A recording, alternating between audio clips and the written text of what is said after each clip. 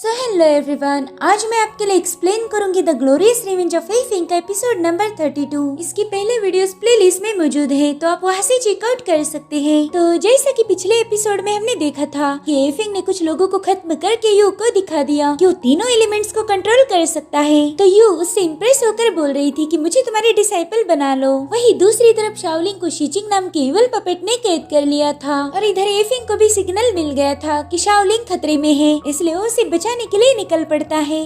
अब आगे इधर शाओलिंग शीचिंग पर चिल्ला रही थी कि तुम्हारी हिम्मत कैसी हुई मुझे किडनैप करने की, अगर तुम में जरा सा भी दम है तो मेरे सामने आ जाओ। वही हम शीचिंग को देखते हैं, वो उसी जगह पर छुप कर बैठा हुआ था। शाओलिंग उसे धमकी दे रही थी कि मुझे अभी के अभी आजाद कर दो, नहीं तो बाद में तुम पछताओगे। और अब हम एफिंग को देखते हैं, वो शाओलिंग को छुप कैसे देख रहा था। यू उससे बोल रही थी कि तुम यहाँ खड़े खड़े क्या देख रहे हो, जाकर उसकी मदद करो। मुझे तो यकीन नहीं हो रहा कि तुम अपने दोस्त को ऐसे तड़पते हुए देख सकते हो। जिस पर एफिंग कहता है यहाँ कुछ न कुछ गड़बड़ जरूर है। तो यू कहती यहाँ कोई गड़बड़ नहीं, बस तुम्हें एक बंदी के साथ फाइट करनी है। अगर तुम इतना भी नहीं कर सकते तो फिर मैं ही जाकर उसे बचा लेती हूँ। तो एफिंग उससे कहता है शायद तुम्हें अपना इम्प्रेशन जमाना है, तो चलो तुम्हें मैं उसका भी मौका दूंगा, लेकिन तुम्हें बस 15 मिनट तक वेट करना होगा। जिसके बाद उस पेड़ से छलांग लगाता है। यू उसे पूछ रही थी कि आखिर तुम कहाँ जा रहे हो। तो फाई उसे चिल्लाने से रोक रहा था और तभी उन्हें एक शख्स नजर आता है। तो समझ जाते कि उन पर नजर रखी जा रही थी। तो यू कहती है अच्छा अब मैं समझ गई, शायद ये एक ट्रैप है। अब मैं एफिंग और उस बंदे की फाइट देखने जा रही हूँ। लेकिन फाई उसे खींच के वहीं पर बिठा देता है। वो कहती तुम्हारी इतनी हिम्मत कि तुम मुझे हाथ लगाओ। जिस पर फाई कहता है कि मेरे मास्टर ने तुम पर भरोसा किया, उन्हें लगता है कि तुम शाओलिंग को बचा लोगी, तो क्या तुम उन्हें निराश करना चाहती हो। तो कहते अरे ऑफ कोर्स मैं तो उसे बचा ही लूंगी,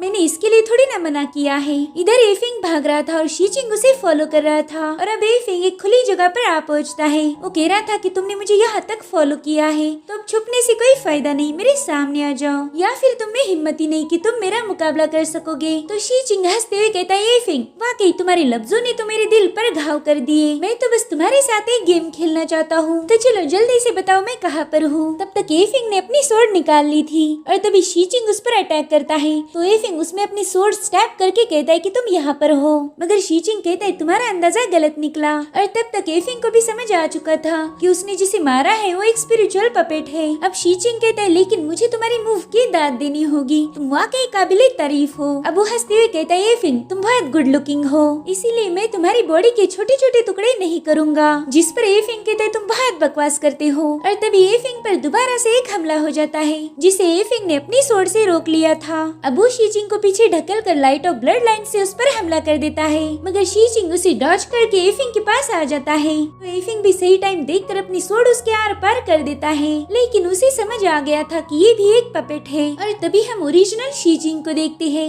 उसने यू टियांजी की बॉडी पर कब्जा कर लिया था। एफिंग को ये देखकर बहुत हैरानी होती है और तभी वो देखता है कि दूसरा एक पपेट उस पर हमला करने आ रहा है, इसलिए वो जल्दी से 3 एट्रीब्यूट्स मंत्रा को एक्टिवेट करके उसे डिस्ट्रॉय कर देता है। ये देखकर शीचिंग कह रहा था वाह एफिंग तुम्हारी मूव ने तो मुझे अमेज कर दिया, अब तो मैं तुम्हें भी यू टियांजी के साथ मर्ज करूंगा। और तब तक उसके कई सारे पपेट्स एफिंग के साथ फाइट करने लगते हैं, मगर एफिंग अपनी स्वॉर्ड की पावर से सबको डिस्ट्रॉय कर रहा था। उसमें से एक पपेट की तो उसने गर्दन ही उड़ा दी थी, लेकिन तभी वो पपेट अपने मुंह से जहर निकाल कर एफिंग पर हमला करने ही वाला था, मगर एफिंग अपनी स्क्रिप्चर की पावर से उस पपेट और उसके जहर दोनों को भी खत्म कर देता है। शीचिंग कहता है बहुत बढ़िया बच्चे, मुझे तुम्हारे जैसे हार न मानने वाले लोग बहुत पसंद है, मुझे उनका शिकार करने में मजा आता है। इधर एफिंग कहता है कि यहाँ पर बस टाइम पास चल रहा है, मुझे जल्दी से उसकी रियल बॉडी को ढूंढ कर उसे खत्म करना होगा। और तभी वो देखता है कि एक पपेट ने उसे होल्ड किया है, तो उसमें अपनी स्वॉर्ड घुसा देता है, लेकिन उसके ऐसा करते ही वहाँ पर एक ब्लैक स्मोक फैलने लगता है। इधर शीचिंग अपने मरे हुए पपेट को दोबारा से जिंदा कर रहा था। वो कहता है सभी जाग जाओ और इस पर हमला कर दो।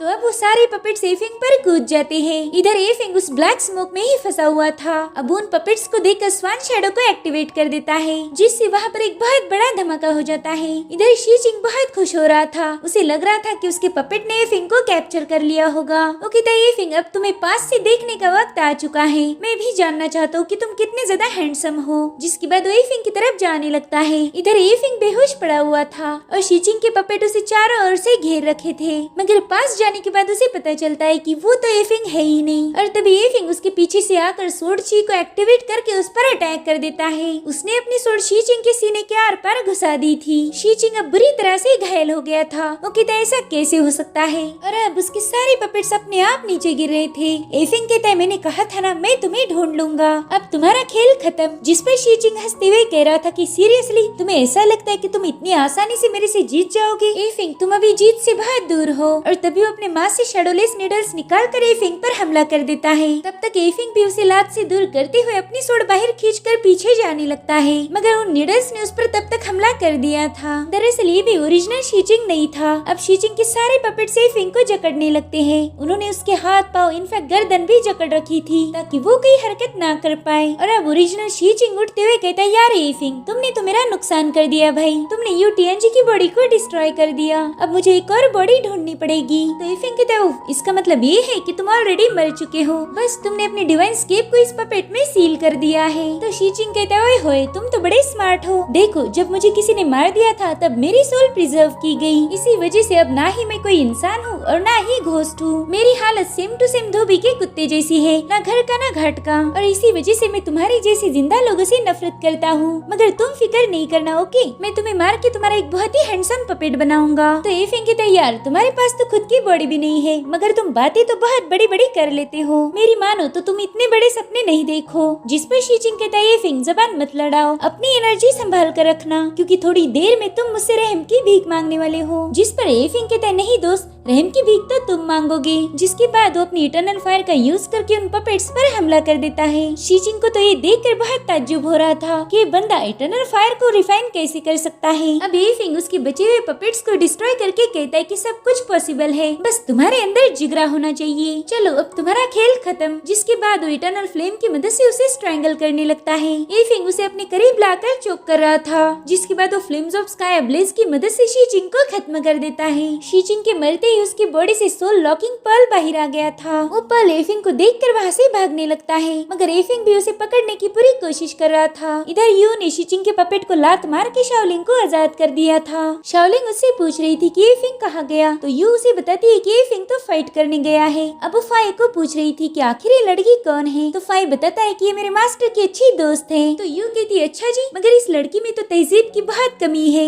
अब उसकी बातें सुनकर शाओलिंग को आ गया था गुस्सा। वो फाई से पूछ रही थी कि आखिर ये लड़की कौन है, तो फाई बताता है कि ये तो हमें नहीं पता, ये हमें रास्ते पर मिली थी। तो अब शाओलिंग कहती लड़की हर कोई एफिंग को फॉलो नहीं कर सकता, तो जल्दी से उसका पीछा छोड़ दो, नहीं तो तुम उसे मुसीबत में फंसा सकती हो। जिस पर यू कहती वो काम मैं नहीं बल्कि तुम कर रही हो, तुम्हें उस पपेट ने पेड़ पर टांग के रखा था। तो शाओलिंग कहती देखो एफिंग से दूर रहना, समझ गई तुम, उसे अपने प्यार के जाल में नहीं फंसाओ। एफिंग मुझे बहुत पसंद करता है, उसने मुझे बचाने के लिए अपनी जान खतरे में डाली थी, तो तुम हम दोनों के बीच में मत आना। जिस पर यू कहती मुझे तो यकीन नहीं हो रहा कि एफिंग को तुम्हारे जैसी लड़की में दिलचस्पी है। अभी दोनों भी एफिंग को हासिल करने के लिए झगड़े में मशगूल थे। तब तक वहाँ पर पड़ी पपेट की बॉडी में सोल लॉकिंग पर्ल घुस जाता है, जिससे वो पपेट दोबारा से जिंदा हो गया था और अब वो इन पर हमला करने आगे बढ़ता है, मगर तभी उस पपेट पर हमला होकर वो डिस्ट्रॉय हो गया था। भले ये काम एफिंग का था। एफिंग को वहाँ देखकर शाओलिंग रोते हुए उसके गले लग जाती है। वो उससे कह रही थी कि मुझे तुम्हारी बहुत फिक्र हो रही थी, तुम मुझे इतना क्यों डराते हो। तो एफिंग बड़े ही प्यार से उसे समझाने लगता है कि तुम्हें डरने की जरूरत नहीं, मैं एकदम ठीक हूँ, चलो अब तुम घर जाओ, मैं फाई को बताता हूँ कि तुम्हें घर छोड़ के आए। तो शाओलिंग उसे बताने लगती है कि मैं घर नहीं जाऊंगी, मैं घर से बिना परमिशन लिए भाग के आई हूँ, अगर मैं भी वापस गई तो मेरे ग्रैंडफादर मुझे बहुत चिल्लाएंगे। अब वो एफिंग का हाथ पकड़कर कहती कि मैं नहीं जाऊंगी, मुझे तुम्हारे साथ रहना है। तो एफिंग उसे बताने लगता है कि मेरी जान, मेरे पीछे बहुत से लोग पड़े हैं, वो मुझे जान से मारना चाहते हैं, अगर इसी दरमियान तुम्हें कुछ हो गया तो मैं तुम्हारे ग्रैंडफादर को क्या जवाब दूंगा। तो शाओलिंग लाड़ में आते हुए कहती कि मुझे पता है तुम उन्हें एक्सप्लेन नहीं कर पाओगे, इसलिए तुम उन्हें बोल देना कि मैं मेरी ही कमजोरी की वजह से मारी गई। लेकिन एफिंग उसकी नहीं सुनता। वो फाई और यू को बता रहा था कि शाओलिंग को उसके घर छोड़ कर आओ। जिस पर यू कहती देखो एफिंग, मैंने मान तो लिया था कि तुम मेरे छोटे उस्ताद हो, लेकिन मैं तुम्हारी हर एक ऑर्डर नहीं सुनूंगी। मैं तुमसे स्किल सीखना चाहती हूँ और ना ही मैं इस बदतमीज लड़की को उसके घर छोड़ने जा रही हूँ। जिस पर एफिंग कहता है देखो अभी तक मैंने तुम्हें अपने डिसाइपल बनाने के लिए हाँ नहीं बोला, लेकिन अगर तुम इसे घर छोड़ने जाओगी तो मैं तुम्हें मेरी डिसाइपल बना लूंगा और मैं मेरी इटर्नल फ्लेम का यूज करके तुम्हें रिफाइन भी कर दूंगा। ये सुनकर यू तो भागते हुए उसके पास आ जाती है। वो कहती क्या सीरियसली तुम मुझे ये सब सिखाओगे? अब तो तुम जो बोलोगे वो मैं करूंगी। तो अब वो जल्दी से शाओलिंग का हाथ पकड़कर उसे भगाते हुए अपने साथ ले जाने लगती है। वो कह रही थी जल्दी चलो लड़की, नहीं तो एफिंग अपना इरादा बदल देगा। तो अभी तीनों भी वहाँ से भागने लगते हैं। शाओलिंग वहाँ से जाती हुई एफिंग से वादा करती है कि मैं बहुत ही स्ट्रॉन्ग और क्वालिफाई बनूंगी ताकि आगे चलकर मैं तुम्हारे साथ रह पाऊँ। तो यू उससे डांटने लगती है कि जल्दी चलो, बकबक बाद में कर लेना। तो एफिंग कहता है हाँ शाओलिंग तुम जरूर से पावरफुल बनोगी। जिसके बाद वो शीचिंग की सोल लॉकिंग पल को आसमान में उछाल देता है। वो पल आसमान में जाकर एक आतिशबाजी जैसा फूट जाता है जिसे बाइशंग सेक के लोगों ने भी देख लिया था। वो कहते ये लो हमारा एक और भाई मारा गया। इतना ही नहीं एफिंग ने उसकी कल्टीवेशन और लाइफ स्पैन भी छीन लिया। फ्रूट ऑफ डेथ के लिए एफिंग के पीछे जाना यानी मौत को बुलावा देना है। लेकिन अब बाइशंग सेक के हेड काफी भड़क गए थे। वो कहते जल्दी से जाकर एफिंग को मार के उसका सिर मेरे सामने पेश करो। तो अब वो सभी लोग उसके ऑर्डर को फॉलो करते हुए एफिंग को मारने निकल पड़ते हैं। और अब हमें कुछ माउंटेन्स दिखाए जाते हैं। वहाँ की केव में एक लड़की सो रही थी। इसका नाम होंग लियान था और ये होली फायर सेक की मेंबर थी।